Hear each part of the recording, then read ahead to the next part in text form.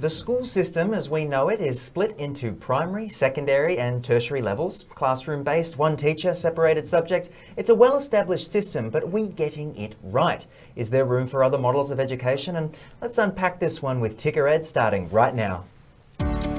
Ticker Ed, in association with Enquiry Tracker, the solution for schools to easily manage their future families. Hello and welcome back to Ticker Ed, where we will be unpacking and examining the way we teach, listen and learn from primary education through to university and beyond. Now, remembering whilst Enquiry Tracker is the presenting sponsor of today's program, the opinions and statements expressed in the following segments are of course our own. And today we're talking about something most of us probably take for granted, and it's the way we run education. We've got that primary or secondary and tertiary steps and the separate subjects, etc. So I'd like to bring in my regular co-host and founder of Enquiry Tracker, Greg Campitelli, to help me out with this topic today. Greg, thanks for your time. It's great to be here, Mike. Now, let's talk how we're mixing it up. Well, I suppose this is the way, are we doing education right? Yeah. This is a key question. And it's there's lots of ways of delivering education. There's lots of different models, and we're going to unpack a few of those today. For example, do we have to split the grades up in the way we do? Do we have to split the subjects up in the way we do? Why do we lose a lot of the fun as we progress? Now, primary school, a lot of fun. Oh yeah. By the time we get to secondary, it's pretty serious. Don't forget about nap time. Yeah, nap time. That was always my favourite. But education can be amazing. And for me, why can't we have, let's be a bit provocative, why can't we have more subjects like chess, which is fantastic for problem-solving skills? What about community-based and skills-based education subjects like being an adult 101? I would have loved to have chess as a, considering I'm not great at it now, but as someone who plays games and understands, the gamification process of certain industries, and obviously it's becoming a huge thing now, I think that would have been great. And Adulting 101, home loans, car loans, etc. Life skills. Life skills. Understanding those things would have been really valuable. Okay, so most schools still deliver this standard model of curriculum divided into the classic subjects as we know, and it's usually delivered with kids sitting in lovely rows in tables, teachers up the front of the class, 5 days a week, 8:30 to 3:30, 40 weeks a year. That's why it's delivered. Now, many schools are delivering this really well, and it's the norm for most schools across Australia and New Zealand. Why is that the case? Is that because it's just the way it's always been? We just kind of go with it and... True. It's certainly the way it's always been since the 19th century, not throughout history altogether, but many schools are delivering it under this same formulaic model. But there is emerging choice. I'll give you two examples. In Queensland, for example, there are some schools that have got two shifts in education. They've got a morning shift and an afternoon shift. Yeah.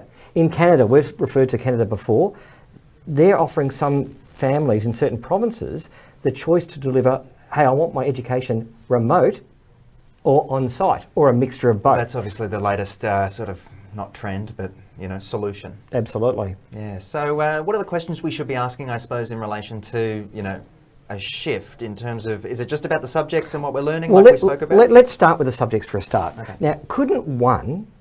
Don't want to be too controversial. Here we go. Make an argument that information technology and robotics and coding could be more relevant and more important than, say, geography. Couldn't we do languages better?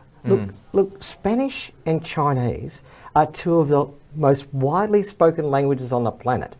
Walk into most schools in Western countries, they're not taught, or hardly taught at all. What about typing? Now, I know that sounds, we used to teach typing once upon a time. I learnt typing. I had the touch typing games. They were fun. Most students don't learn typing at school. Wouldn't the knowledge bank of the world and the basically the world economy catapult forward if we all just knew how to type? Yeah. Now, I'll give you another one. Why is it that we provide English, if you're poor in English and maths, hey, Mike, you need help. You need assistance because you're poor in English and maths. What about if you're poor at the arts?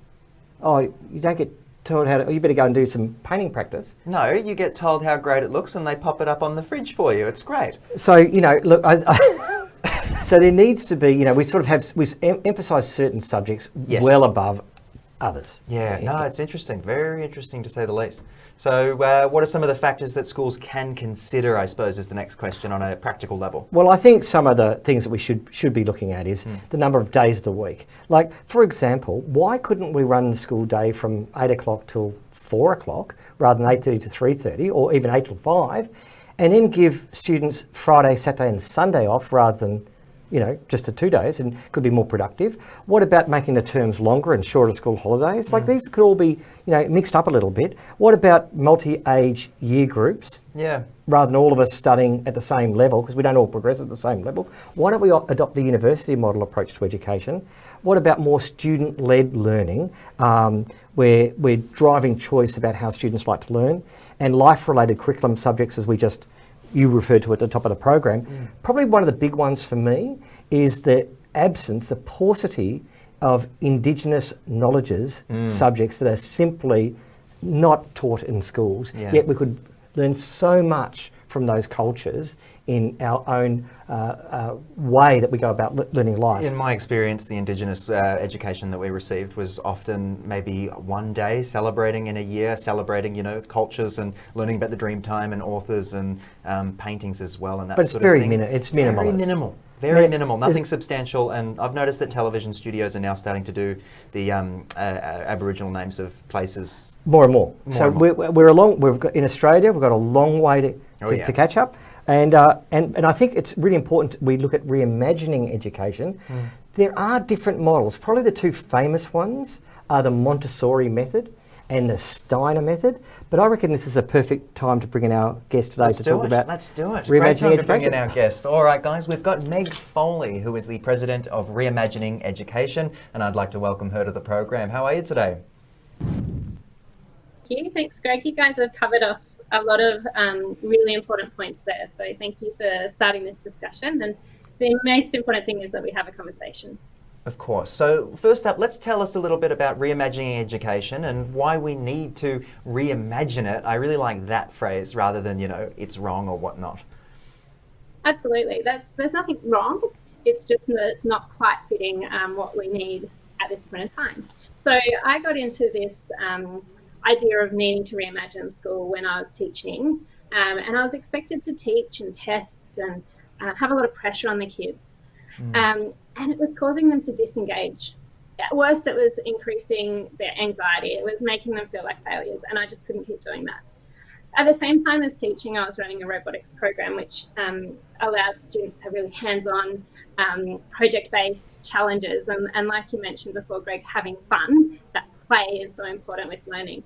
And students would run into the room to do robotics, and they wouldn't want to leave when the bell went. But in my classroom, as soon as that bell went, the kids just wanted to get out of there. So it really, the juxtapositioning of those two experiences made me think there's got to be a different way, a more engaging way to learn.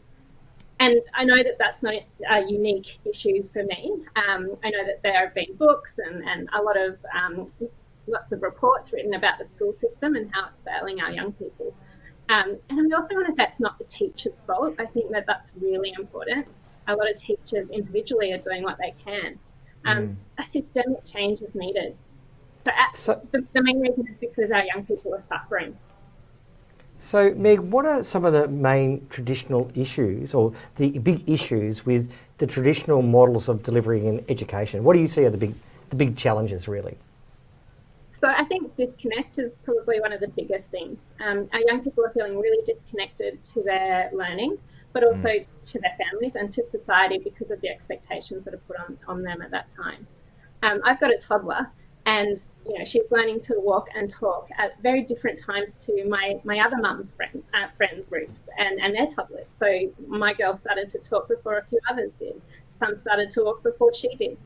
That's no different to any other skill acquisition. I can see kids in prep who can read books and others that can't. Why do we put them into these age-based groupings, as you said before, Greg? The problem with grouping on their age is that they're not at developmentally standard level. So everyone learns at different rates and different ways.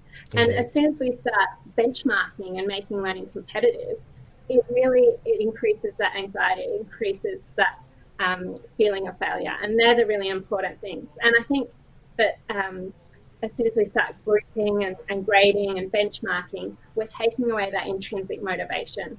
COVID has really highlighted that, some of the concerns with education. And there's a lot of people, thousands of people now, that are looking for an alternative. There's an appetite for change at the moment, that parents can see that what students are learning is not relevant.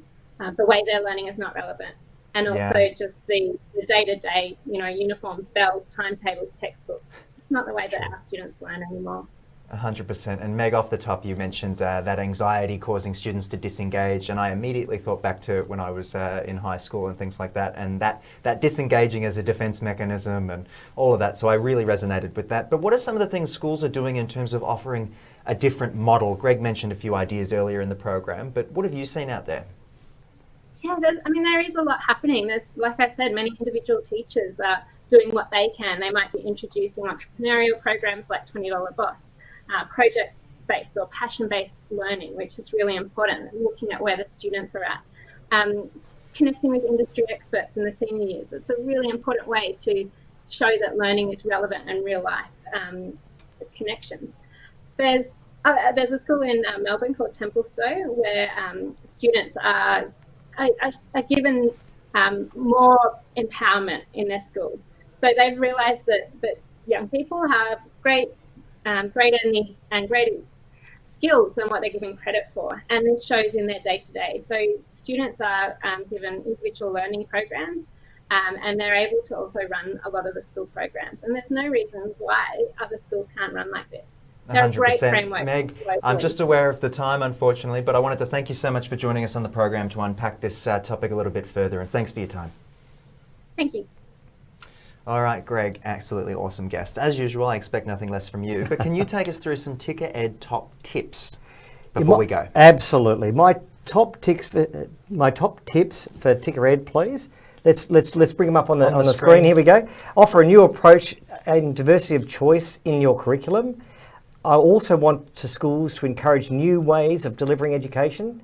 And finally, to deliver flexible learning environments. We don't all have to learn in classrooms in rows. There's lots of ways that we can learn and enjoy education. Love that, love that. Where were you guys when I was at school growing up? This is such a great idea, a great initiative, and I think there's a lot of creativity and space to explore. But that's all we've got time for today. Greg, thanks as always. Thanks, Mike. And thank you to all of you for tuning in. That's been Ticker Ed for today. I'm Mike Loder. I'll see you again soon.